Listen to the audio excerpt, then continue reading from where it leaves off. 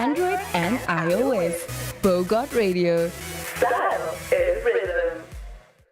All right. Good morning to you. Welcome to it, man. This is the Gentleman's Club. And of course, my name is Uncle Zach. I'm flying solo today, which is crazy.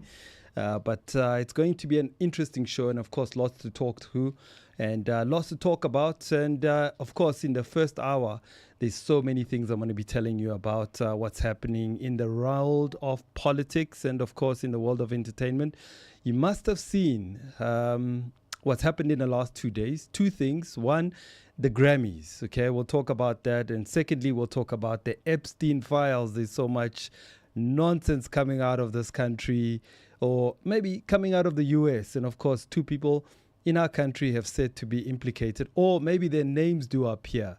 I don't know. Have you ever hung out with any of the big celebs?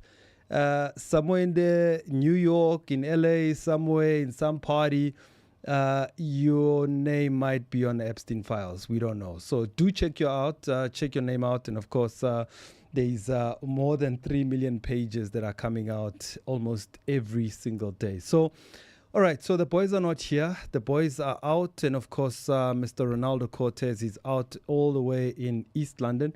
He'll be back again sometime next week. And of course, my boy Malcolm is going to be back also next week. And of course, work commitments. And the boys will be back to make sure that we give you what you need to know. All right. So many things have happened. And I want to start off with the good news first. And of course, the good news are that South Africa is shining it's shining its flag into the world. And of course, I mean this by what Trevor Noah did, which is the unthinkable, the first man to ever hold down the Grammys 5 times. And he was asked to do it again for the 6th time. And he said, no, he's ready to let it go. He did issue out a statement through his foundation saying that this is the last one he did. But before I go on about what happened down in the Grammys, take a listen to this one. That is a Grammy that every artist wants, almost as much as Trump wants Greenland, which makes sense. I mean, because Epstein's island is gone, he needs a new one to hang out with Bill Clinton. So, I told you it's my last year. What are you going to do about it? All right, so Trevor's not afraid to make a whole lot of things or say things as a comedian. And of course, we heard that Donald Trump he issued out a statement on Truth Social. And what he happened to say was that Trevor Noah is not that funny. He's boring. And the Grammys were a bit, boring for him. And that he's going to sue Trevor Noah. So we'll see about that. I saw Trevor also responded saying that he's definitely going to wait for Trump to issue out whatever warning that he wants to do. So, all right. So here's something else from Donald Trump. And of course, he was asked what he's going to do and say about Trevor Noah. So, Donald Trump, man, he just brushes these issues aside. So let's first listen to what Donald Trump had to say about Trevor Noah. Mr. President, are you going to sue Trevor Noah? Last night in a post, you alluded that something could be coming. Yeah, well, he said that I spent time on Jeffrey Epstein's island. I didn't. I mean, he's a lightweight. This guy is I think he's terrible. I thought he did a terrible job at the Grammys. I thought the whole Grammys was terrible. I watched part of it. It's not watchable. But he was a lousy host. I'd say not as bad as Jimmy Kimmel, but pretty close. And no, he made a statement about me and Jeffrey Epstein. I have nothing to do with that. I have nothing to do with Jeffrey Epstein. And in fact, if you look at the DOJ, they announced, they released 3 million pages. It's like this is all they're supposed to be doing. And frankly, the DOJ, I think, should just say, we have other things to do, because that whole thing has turned out, I mean, other than Bill Clinton and, Bill Gates and lots of people that there are a lot of questions about it, but nothing on me. But it was even sort of better than that, because they found that Jeffrey Epstein and this sleazebag writer named Michael Wolff were conspiring against Donald Trump to lose the election. So Epstein was conspiring with a writer for me to lose the election. So right there, that I had nothing to do with this guy. But Yeah, it's a terrible thing. The amount of time that's being wasted. You know, when Epstein was alive, like 10 years ago, nobody cared about it. But they're only doing it. But now it's really hitting back on them because Bill Clinton is such a big part of it. The Democrats are pushing it. And the problem is that it's turning out to be the Democrats that were with and conspired with Epstein. So I think you're probably going to see a little pullback from them. But think of it, they were working together to try and help me lose the election. But this is the Oval Office, so I guess that didn't work out too well. Okay. All right, so Donald Trump, of course, dismissing that as if it's a non-issue, and we'll see how that turns out. And of course, I mean, he can say that nothing was done about Epstein long ago. I mean, Epstein had files on everybody.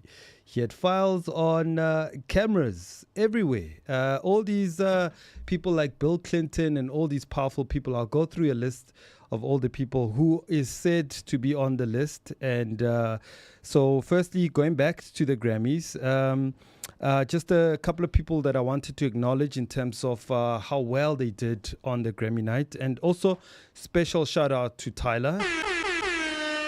I'll talk about Tyler just after I speak about this legend that I admire so much. And of course, the Grammys, here's a guy who has been like a dinosaur and of course, maybe like a vampire because he doesn't age. His name is Pharrell Williams. And okay, so he's a musician, producer, he's a filmmaker, he's a philanthropist. What is this word, Feroza? Philanthropist. Okay. All right, he's got 13 Grammy wins. He's got 43 Grammy nominations. He's got over 10 million combined global streams. He's a creative director for Louis Vuitton. He's a founder of Yellow, Something in the Water Festival, Human Race, and Black Ambition. So Pharrell's influence goes beyond the music industry, and we are so proud to award him the 2026 Dr. Dre Global Impact Awards. This award recognizes his musical achievements, entrepreneurial innovation, philanthropic efforts, and global cultural influence. Show your love for Pharrell Williams. And of course, he was dressed in a very pink suit and a double breast suit, very beautiful suit. It looks like it's a corduroy suit.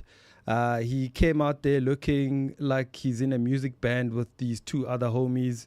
And of course, looking good indeed. And shout out to Pharrell Williams. And another interesting issue to look at, you might have seen that Nicki Minaj was not present at the Grammys. And of course, Trevor Noah took a nice sweep at her about her not being present and that she was hanging out with Donald Trump. And they were out there at the White House with Donald Trump and she wasn't there. But, you know, Nicki was, of course, watching. She said two things that almost blew up the internet. The first one was that Trevor Noah needs to come out the closet because they know who his boyfriend is.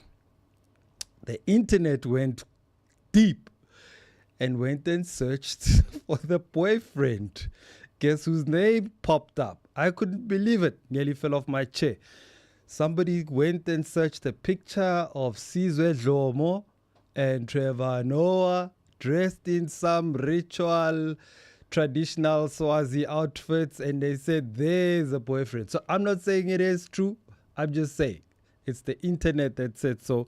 So that's what also Nicki Minaj said, that they know who the boyfriend is. So I don't know, man. I don't care what sexuality is, man. I'm just thinking he's a legend on his own right. But, of course, the internet is not going to stop saying something. All right. So here's something interesting. This guy, his name is Rich Malome, very famous in South Africa. He's a writer. He's very popular. He always writes very interesting things.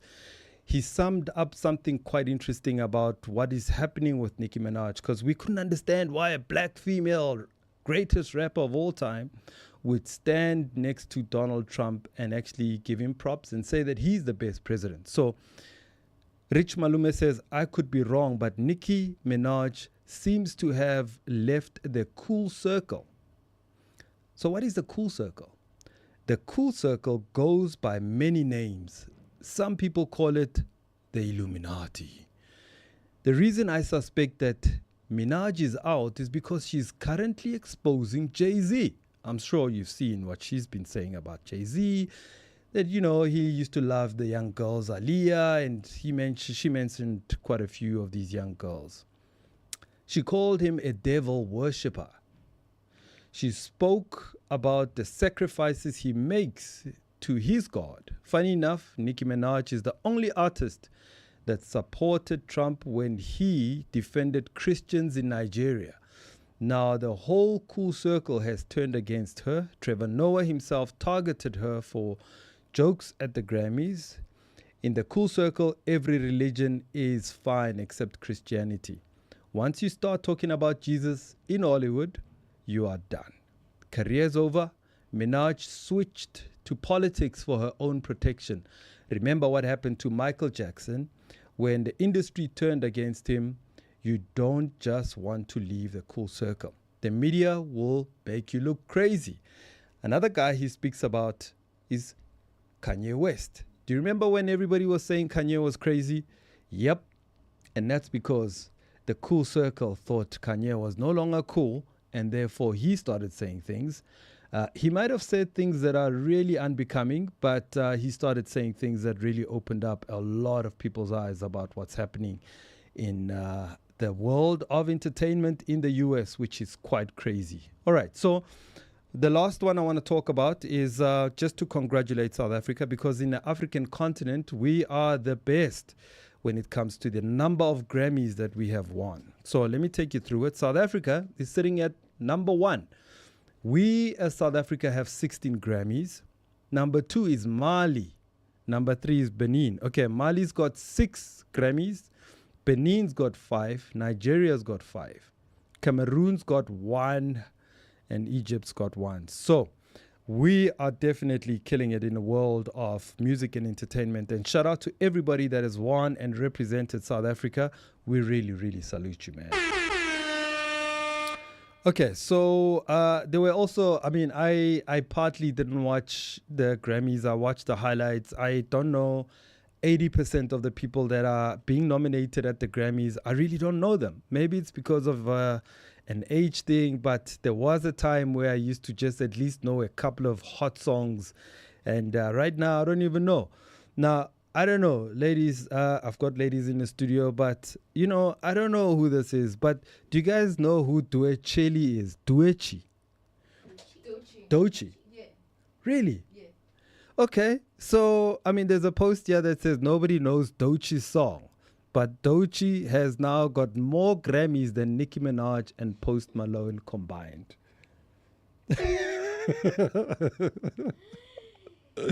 So Doechii's got 2 wins and she's got 8 nominations. Post Malone's got 18 nominations, 0 Grammys, and Nicki Minaj's got 12 nominations and 0 awards. And of course, we also know another guy who boycotted the Grammys was Eminem.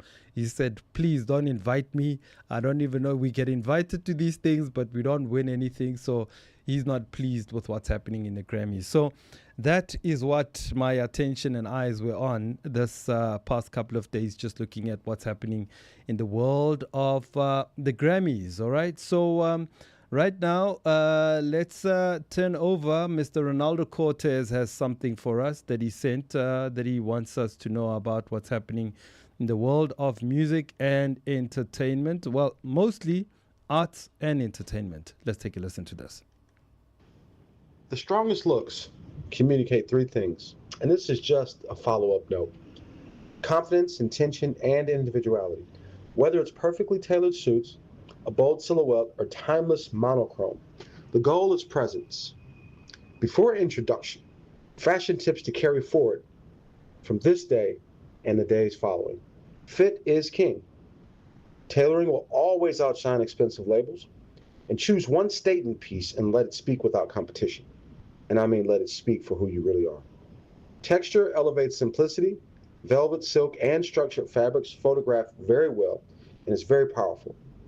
Grooming, absolutely most important. It is a part of the outfit. Details separate good from unforgettable, and the lessons from the Grammys is very, very clear. Trends come and go, and I mean they are here today, gone tomorrow. But personal style is a signature. Dress in a way that aligns with where you are going, not just where you're sitting at. Because in every room you enter, your presence should always be spoken for and loud and very clear before you ever say a word. All right. Thank you very much, Mr. Ronaldo Cortez. And of course, giving us some style tips there. And of course, the Grammys were also very interesting from the point of, the kind of outfits people wore to the Grammys, man. I must tell you, though, that some of these outfits were a bit kind of crazy. I mean, there was a lady who was wearing some outfit. She looked like she was like a doll. I mean, I don't know, man. I just can't keep up with the fashion that's happened right there at the Grammys. But, people can wear whatever they want to wear, man. All right, so that's it with the Grammys. Shout out to all the winners. And, of course, we'll see who's going to be hosting the Grammy next. And I look forward to finding out who the next host of the Grammys is going to be. Are they going to look for another comedian? Are they going to look for another comedian from the US? Or are they going to look for a TV personality? We will see about that. All right, so this time around, let's cross over to what has happened with regards to the stories that have been stealing all the headlines in the last couple of weeks. And of course, it's the Epstein files. So my buddy Dylan had this to say. South Africa, you have made it into the Epstein files. God damn. Former President Jacob Zuma was named in the Epstein files on Friday with emails suggesting that Jeffrey hosted him for a small dinner at the Ritz Hotel in London in 2010. Now, the email, which was leaked, is reportedly to a Russian model who Jeffrey wanted to invite to this dinner because she would, quote, add some real glamour to the event. Now, the dates of this email do actually match up with the dates where Zuma was in London by the invitation of Queen Elizabeth. Now, no idea why they allegedly met or what they could have discussed in the beginning. So Jacob Zuma, and of course his name appears there. So look, I mean, I don't know. I don't think Ubaba is that kind. I don't think that he's that kind. But I mean, he's shocked us. There was a time he took Ivan Koza's daughter and he was busy with her. He had a 21-year-old girlfriend. So these guys, man, it's kind of crazy what they get up to. All right, so another issue on the Epstein files, and of course Donald Trump once again being quizzed by a journalist about his name appearing on the Epstein files, and this is what he had to say. On the Epstein files, you talked about Democrats who were in there. Elon Musk was also in there, and so was your Commerce Secretary Howard Lutnick and correspondence that he had with him. Did you read those new files that were published by the Department of Justice? I have a lot of things I'm doing, a lot of things I'm doing. I don't know. You mentioned two names. I'm sure they're fine. Otherwise, it would have been major headlines. A lot of women who are survivors of Epstein's are unhappy with those redactions that came out. Some of them, entire witness interviews are totally blacked out. Do you think that they should be more transparent? The fact that they thought they released too much. I heard that, and you tell me something else. No. I think it's really time for the country to get onto something else. Really. Now that nothing came out about me, other than it was a conspiracy against me, literally, by Epstein and other people. But I think it's time now for the country to maybe get onto something else. But what would you say to people who feel like they haven't gotten justice, Mr. President? Something that people care about. Yeah, what did you say? Go ahead. What would you say to the survivors who feel like they haven't gotten justice? You are the worst reporter. No wonder CNN has no ratings because of people like you. She's a young woman. I don't think I've ever seen you smile. I've known you for 10 years. I don't think I've ever seen a smile on your face. I'm asking you about survivors. You know why you're not smiling? Because you're not telling the truth. And you're a very dishonest organization, and they should be ashamed of you. These are survivors of a sexual abuse.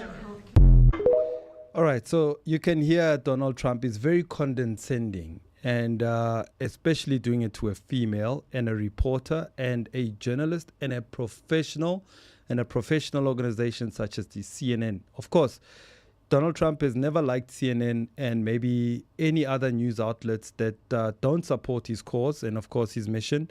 But for him to just publicly humiliate that young lady in front of her peers was just completely wrong. But that's Donald Trump. I mean, I don't think Donald Trump takes women seriously. It's like he's just I don't understand his mindset. He's just crazy. The level of disrespect is it's unbelievable. And I'm hoping the Americans are watching the person they put into power that is actually just messing up their country. And so there's more on Epstein files. Let's take a listen to this. Oh, actually, before that, let me tell you if your name appears on this list or not. And I've got a list of all the people who appear on this thing. And I must tell you, the names are shocking. Although this list is not complete, I think they just wanted to just focus on a few people. So let me tell you the names that I can recognize, and I'll go through it very quickly. Donald Trump, Elon Musk. In fact, there's an email I saw. Well, not an email, but, the file had so many documents. One specific document, Elon Musk sends Jeffrey an email. He says, "Yo, Jeff, what's up?" Jeff says, "Hey, I'm cool. What about you?" It's like, "What are you doing? Are you throwing a party anytime soon? I am so bored." And he says, "Well, there's a couple of people coming," and then Elon says, "Boring." And then, and it was all codes. All right. You got to read the email. Very coded. And then Jeffrey says, "No, I'm kidding. Wink, wink. You know what I mean? The couple of people, the young girls, that kind of stuff." I mean, crazy, white, rich old men. And Elon actually wrote this email on the 25th of December. So Elon sends this message on the 25th, an email to Jeffrey on Christmas Day to say, "Are you throwing a party?" So Elon's got 13 kids and a couple of baby mamas. On Christmas Day, this man wanted to go and party with Jeffrey Epstein. I mean, which is crazy. Anyway, he's on that list. Michael Jackson. Michael, what are you doing on that list, bro? Anyway, Bill Gates is there. Apparently, Bill got some STD from a Russian lady, and he asked his wife to take some stuff because he didn't want to infect her. I mean, that's why she divorced him and took half of his wealth. Maybe that's one of the reasons why she left him. But they've got here Leonardo DiCaprio. I mean, Leonardo was also hanging out with Puffy, man. Leonardo, bro. Come on, man. George Bush appears there. Bill Clinton, Hillary Clinton. I don't know how both husband and wife can just end up at this crazy man's house. But, the rich are crazy. You can't understand what the top 1% get up to. They are just absolutely bored. Money's not enough. All of the luxurious stuff that they have is still not enough. Prince Andrew, Phil Collins, Chris Tucker. Chris Tucker is on that list. All right, so I'm just looking for people that I recognized. Okay, I don't know some of them. Cameron Diaz. I can't believe she's on that list. Maybe she was just visiting. I don't know if she was like a trafficker. I don't know what these people's responsibilities were, man. Kevin Spacey appears on this list. Harvey Weinstein. I mean, some crazy white man, man. And of course, Mick Jagger. The British Mick Jagger appears on this list. George Lucas, Tony Blair, the former Prime Minister of the UK, appears on this list. Lynn Rothschild, well, I think it's the Rothschilds family member. There's also a prince. He's Abdullah bin Zayed. He appears on this thing. There's a couple of guys from the East and the West. And, let's see who else I reckon. John Kerry appears, Ted Kennedy, Robert F. Kennedy Jr., Michael Bloomberg, and Woody Allen. Those are the names that I see on this list that I recognize. There's a Nigerian guy by the name of Henry Odien Ajumogobia. So he appears on this list. So I'm sure more names will be appearing on this list as time goes on, because it's just crazy what some of the super wealthy people get up to just for the sake of networking and building relations, only to find that these guys are up to so many things that are up to no good. All right, so let's hear more about what's happening with the Epstein files. Let's take a listen. Here's Dylan.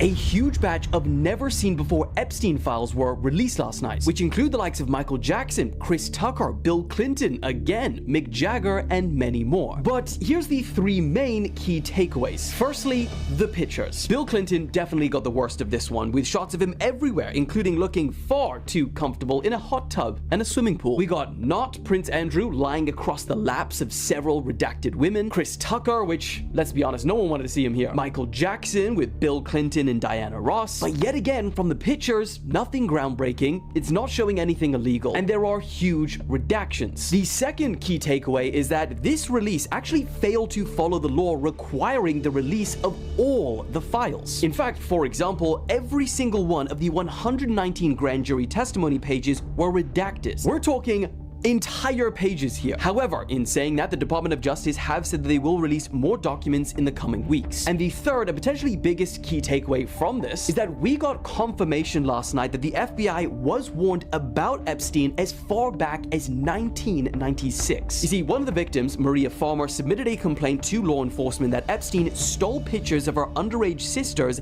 and then sold them to potential buyers. In fact, one part of her handwritten complaint says that Epstein at one time requested, redacted name, to take pictures of young girls at swimming pools. Quote, Epstein is now threatening, redacted name, that if she tells anyone about the photos, he will burn her house down. So the FBI was tipped off about Epstein 23 years before he was finally brought to justice. And even saying justice is generous, because he died before he was ever tried in court. But there is still a lot more to comb through and still to come, so we'll keep you guys updated as we know more.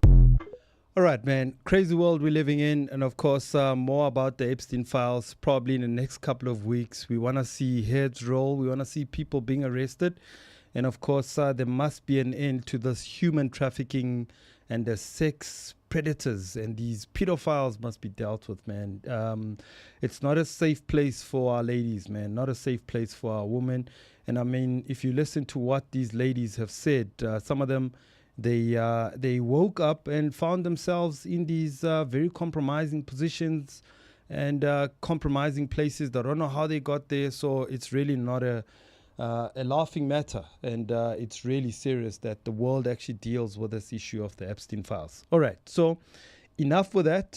We're about to wrap up the first hour. Firstly, let me take this moment and congratulate my brother from another mother. His name is Smoke J. Lawrence, and of course he's performed at the launch of our Gentlemen's Club event last year in September, and of course also graced the stage at our event in November. He's the finest blues artist in the continent, and of course the best in the continent. His name is Smoke J. Lawrence. So he's been recognized for the wonderful work that he does in the music industry. So Smoke J. Lawrence, Nico Lawrence, he's going to be honored at the Cleveland Global Awards 2026, the third edition, with a special live performance at the Cleveland Open Project 2026 in Alicante, Spain. So the official announcement, Smoke J. Lawrence, the Cleveland Open Project proudly announces Smoke J. Lawrence a recipient of the Cleveland Global Award 2026, an honorary non-competitive global distinction reserved exclusively for elite individuals whose work has created lasting impact worldwide. This award represents the highest recognition within the Cleveland platform, celebrating excellence, leadership, and the real-world impact beyond titles and positions. So the award presentation is going to be on the 30th of August 2026, all the way in Spain. And we want to congratulate and wish you well, Mr. Smoke J. Lawrence. And he will definitely come into studio and talk to us about his beautiful, beautiful music. And of course, we'll talk to him about this nomination, and before he goes to accept it in Spain, we'll have him in studio. And so we'll talk to him a bit later on. All right, so that's how I wrap up some of those very critical stories. And one last one is just bringing it back to the city of Johannesburg and politics and, of course, local government. Just 2-3 days ago, the MEC of Finance, Mr. Lebogang Maile, had made an announcement, and a very worrying announcement around the level of money that is being owed to people like councillors, MPs, MPLs, and of course people who work for the local government. They owe these municipalities, and take a listen to how much some of our politicians owe government. In total, councillors in various municipalities in Gauteng owe municipalities an aggregated amount of 5.5 million.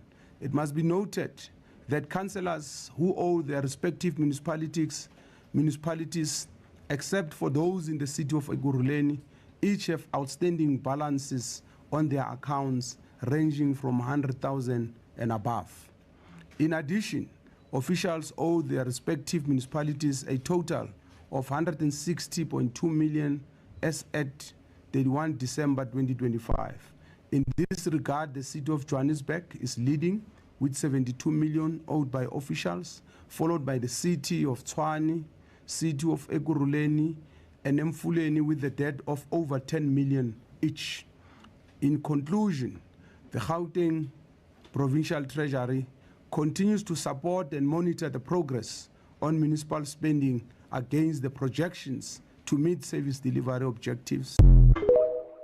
All right, so there you have it. And of course, a very worrying fact. And of course, local government elections are coming soon. So do prepare yourself for, these leaders that are going to represent you at local government level in your municipalities. Some of them owe, so do ask them if they do the responsible thing. And of course, you've seen a lot of our politicians are not very good in terms of handling their affairs at times. And of course, we've seen also with John Steenhuisen, who was using the party's credit cards to buy food using Uber Eats and just chowing. Our guest just walked in. All right, so we're going to take a quick song break. When we come back, we'll introduce our guest and we'll get the conversation going. All right, so this is the Gentleman's Club, and thank you very much for tuning in with us. When the city's asleep, before the grind gets going. Cheers, bro. Thanks, mama. We already moving. Flipping switches, turning rooms into world stages. We don't crack under pressure. We crush it. We lock in and dollar what we must.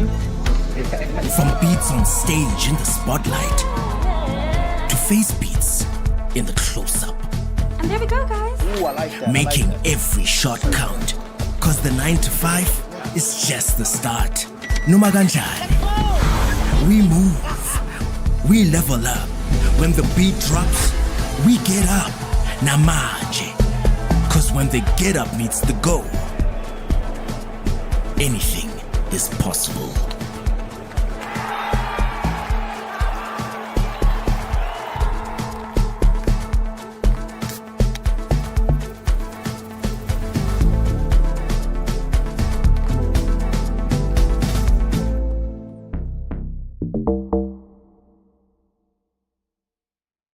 What do you think is embarrassing for no apparent reason? Pulling a push door is also quite embarrassing. I always tend to walk quite cautiously and be like, "There's no sign on this door. How do we react to this? Are they watching me?" Especially, if you have a building that's got a push or pull door, please, if you don't have a sign, please. It's like that. You see when you go to Absa Bank, that's when you see it. Absa have no signs, so when I walk there, I put my toe first on my toe. Give me a chance. What's going on? Is it going in or is it coming out? What's going on? That's a great trick. You're trying to find the door that opens by itself in the mall. Oh, yeah. Those ones are the worst. Yeah, I'll stand there. Yeah, I'll stand there. And then that was like the one that works will be right next to you. On the right next to you. I was standing there until this one opened. I'm like, Chief, so, like this thing not opening. Guys, put a sign like, or Chief, something. Shown on the Bogart radio app says I get so embarrassed when my stomach growls in a quiet meeting. Yeah, Hey. bro, I get you 100%. I'm with you 100%. Now you that think one is embarrassing. I just ate right now. What's going on? Or you're not confidently walking into a party venue and you get there and they tell you it's invites only. So I parked a little bit far from the elevator, and then somebody parked exactly identical as my car in front of the elevator. So when I come back, I was talking to someone. So that someone was supposed to leave together. There I am. I'm pressing. Nothing's happening. Like maybe the battery is out or something. Then I noticed someone. You know, the funny part is there was a security guard. He was just looking at me. There during the winter season, if you got the cold, if you got the flu, there's a certain cough that comes out, and that the cough that you don't want to release during the people. They call it the shotgun cough, where you hold it in, and it gets to a certain point where you can't hold it anymore, and you cough, and literally the whole exam room turns around and looks at you. And it echoes. That's the worst. Sana, AI right now must just get me a man. Because I what think about your supposed myself, relationship? You were just telling us about your supposed relationship. Boys are going to join us next week, and they are out of town at the moment, and they'll definitely be back next week, and we'll have our conversations with them then. All right, so right now, Mr. Robbie Road is standing by, and he's about to give us the news with Robbie Road. All right. Okay, this thing doesn't want to play, Froza.